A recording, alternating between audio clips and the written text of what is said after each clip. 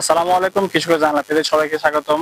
আজকে যে বিষয়টা আলোচনা করবো সেটা হলো অনেকেরই গুরুত্বপূর্ণ, যা অনেকে জেনে থাকেন না, সেটা হলো জৈব সার কিভাবে চিনে থাকবেন। জৈব সার চেনার উপায় হলো, জৈব সার সাধারণত কালো ধূসর বর্ণের বাদামি রং হয়ে থাকে।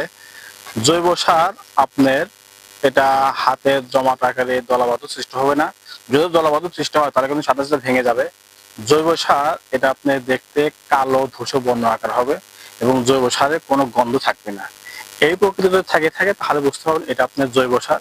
এবং জৈব সার কিন্তু প্রত্যেক ফসলে ব্যবহার করা যায়, কোনো রাসায়নিক সার না। জৈব সার ব্যবহার করলে আপনার ফসলের মান বৃদ্ধি হয়, মাটির গুণাগুণ বৃদ্ধি থাকে, মাটির পিএইচ ঠিক থাকে। জৈব সার মাটির একটা মাটির একটা খাবার হিসাবে থাকে, ফসলের জন্য উপকারী। তাই জৈব সার যারা ফসলে ব্যবহার করে থাকেন এই পদ্ধতি দেখে জৈব সার বাজার থেকে ক্রয় করবেন, তাহলে আপনি কখনো ঠকবেন না। সবাইকে ধন্যবাদ ভিডিওটি দেখার জন্য। আসসালামু আলাইকুম।